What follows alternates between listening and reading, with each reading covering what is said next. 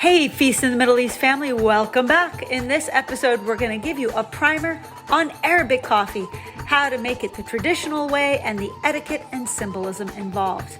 And don't miss out on the end because I will then share two surprises. One is a modern shortcut on how you can enjoy this popular beverage, as well as a debut appearance of my Baba, who is an expert in coffee. A huge thank you to our sponsor, Levant Blends, who are making high-quality Turkish and Arabic coffee accessible to the masses.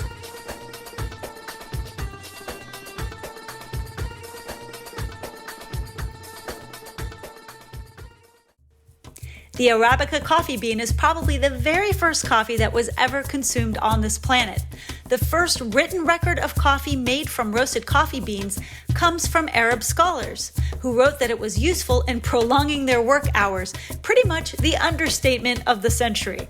Now, Arabs in Yemen started making a brew from the roasted beans, and this method spread to the Egyptians, the Turks, and eventually around the world to a local Starbucks near you. The Arabica bean is like the Rolls-Royce of coffees, with an intense and complex aroma that smells like flowers or fruit, honey or chocolate, caramel, or even hints of toasted bread.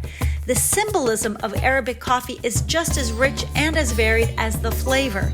Because the coffee is so rich and strong, it is served in small 2-ounce coffee cups with even more strength than a shot of espresso. There's so much nonverbal communication around this coffee that Arab and Turkish airlines have entire classes dedicated just to learning coffee service and all of the non-spoken etiquette involved. I've always loved the strong coffee and cardamom aroma of the kitchen when my mom would make this coffee, and now we are going to help you recreate this experience in your own home. Okay, so long overdue, we are going to cover Arabic coffee in this segment. I got so many emails from you guys on how to prepare Arabic coffee. I have a traditional way of doing it, and then I have a surprise modern way to do it for you guys that are strapped for time. So my mom, Vera, hello, she's here, and thank you for coming. You're always You're always good at making Arabic coffee. We call it Arabic coffee. I've done it all my life. Let's start with the basics. First, you need this. It's called a tasa. This is brie. Brie, okay. Brie ahwa. And they come in different forms and shapes. Mm-hmm. At home, we like to use this one. There's some that have like the spout and the brass ones, those fancy ones. Yeah. But this is the traditional one that we like to use. It has a spout and it's easy to pour from it. So you could get this at any Middle Eastern store, but if you can't use this, if you don't have this, can you use a saucepan? Definitely. Okay. You can use a saucepan. You Cool. can teapot, whatever you have, a small teapot that has a spout, anything with a spout because it's easier to pour from it. So we have here 2 cups of water, distilled water. So I'm gonna make 2 cups of water because we are coffee lovers. We like to drink coffee. Yes. And you start with cold water. Okay. And let's turn on the stove. Let's turn on right here. Okay. 2 cups of water here. What kind of heat are we looking at? Medium, high, low? At the beginning, yeah, we could start with high because you want the water to boil. Okay. So let's go to the coffee. So let's go to the coffee, and some coffees come with the cardamom already. Mm-hmm. Some don't come with the cardamom, and so it's up to you, you know how you buy it. This one I think has a little bit of cardamom. We like more cardamom flavor. Mm-hmm. So usually for 1 cup, we use one tablespoon of coffee. That's the measurement. But that's a really rounded one, so that's for really rounded tablespoon. Yeah, depends how strong you like it. You know? Okay. So that's another 2 cups of coffee for 2 tablespoons for 2 cups of coffee. Okay, and this is just where can the average person find this kind of coffee? You could find it in all the Middle Eastern stores. Even you know, I've used in the past. If you don't have Turkish coffee at all, you could use the espresso.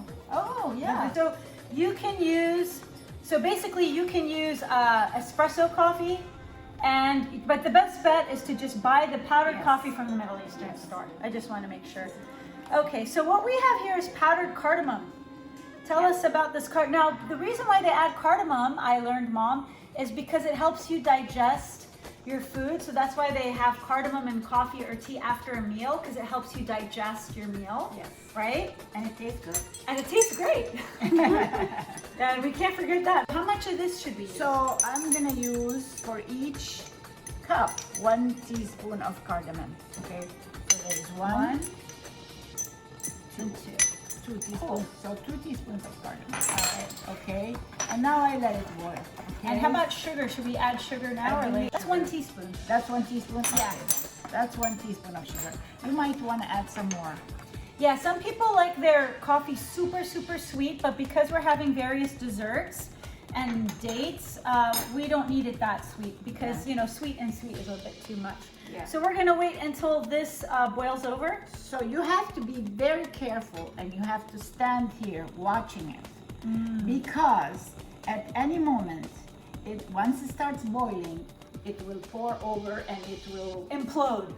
flood all over. I can't tell you how many times my poor mom, when she has a bunch of people over, she has the coffee over the stove, she's getting the desserts ready, she's getting the plates ready. I move 1 minute. And then she's like, ah! And then there's coffee everywhere, all over.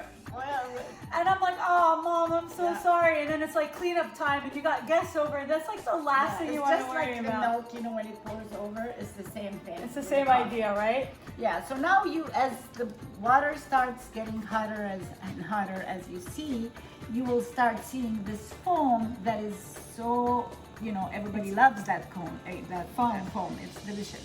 You see it starting to boil, you have to remove it. You have to be quick. Oh, wow. And you have to remove it, okay? If you don't remove it, it's gonna pour over. So how long do you have to keep doing this for? And then you do it, and then you do it. After a while, it'll stop pouring over, and you lower the heat. Okay. Lower the heat all the way to the end, and you let it. In Arabic, they say "addis." You let it get stronger, simmer, and getting stronger. As you see, it's boiling, but it's not pouring over. Okay. And you put it sideways a little bit. You have to stand here watching it like this for. If you wanna Minimum boil to it, maximum. minimum 5 minutes. Now after it has boiled. Okay. After it has boiled, minimum is 5 minutes, maximum 25 minutes. Okay. Okay. So it's boiling, and you still have to watch it because any moment the heat might get too high and it might pour over. It's actually making me kind of nervous. It is. You never know when it's gonna pour over. I feel like it's gonna blow over. I'm trying to lower your heat, and it's not lowering it. Okay, well, Mom, I have a surprise for you today. Yeah. So you see how this is making us nervous, and it's kind of, I have a little post-traumatic stress disorder about your coffee when people come over. Yeah. This is the modern day solution. Check this out. What? So Levant Blends, when they gave me a call, I was like, you've got to be kidding me. This is the coolest invention. Yeah. Look how cool even these boxes are. These people take their coffee very seriously. I love this sort of Middle Eastern vibe mosaic on the boxes. But here we have 3 flavors of coffee. We got Turkish coffee, we have dark roast Arabica coffee, we have Turkish coffee infused with cardamom, and then we even have tea infused with cardamom for those that don't want to drink coffee. So we're going to put these to the test in the Keurig. We're going to compare it to your coffee. Okay. And then we're gonna eat it. We're gonna drink all the things with Baba. Baba's here. Baba's never been on Feast in the Middle East, and he is the coffee connoisseur of the family. He drinks coffee more than anyone. Oh, yeah. And he's the type that can drink coffee at midnight and go to bed. You can drink this whole pot at night, like. That's amazing. My dad has amazing genes. I wish he passed those coffee genes down to me, but he's gonna be the premier taste tester of these. So we're gonna put him to the test. Yes. And I'm gonna show you how to do it. All right, so this looks like it's done. Okay, so right now I think we're gonna try the Turkish coffee with the cardamom. So I'm gonna put that in there, and because this works on espresso setting, it's going to make too much for a little cup like this. So what I'm gonna do is just put it in another container like this, the other brique, as we call it, and I'm gonna let it go, and then I'm gonna pour it into cups. So this should make about 2 cups of Arabic Turkish style coffee. All right, so let's just get rolling. This is so much easier, right guys? And I can't wait for my parents to try it.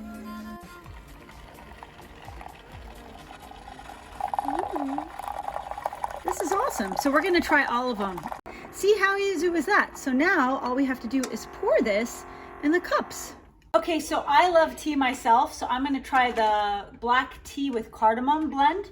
And these are the cool cups that we use in the Middle East, in Palestine, Lebanon, Syria. We put them in these cool glass cups, and they have, you could find these in some Middle Eastern markets. So I'm just gonna start with this. Same, probably the lowest, because I don't want it to overflow. And let's get a load of this. This is gonna be black tea with cardamom. So we're gonna be all hooked up in the beverage department, and how much work did that take? I'm so excited to see how these taste.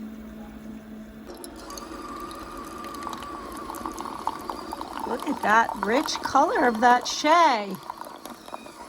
This is totally revolutionizing coffee and tea as we know it. So I'm excited because I have my Baba here. Baba's here. Baba's super cool. He's wearing his shades. He's on the down low all the time, but he's the coffee expert. And so this is Baba. This is from the Keurig machine. Check this out. This is Levant Blends. We got the dark roast. I know you love dark roast. They have dark roast, light roast. And Mom, here you go. Is this the dark? This is the dark roast with the cardamom. I love that they already infused cardamom in with the coffee. So this is the service, right? You always have to have some kind of sweet, baklawa, ma'moul. You could learn how to make both of these on my channel. And some dates. Oh my God, Here's some dates.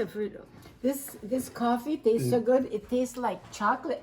Does it taste like chocolate? Oh my Hell God. yeah, I'm down. I mean, I've never had such delicious coffee. I'm really excited, Blanche.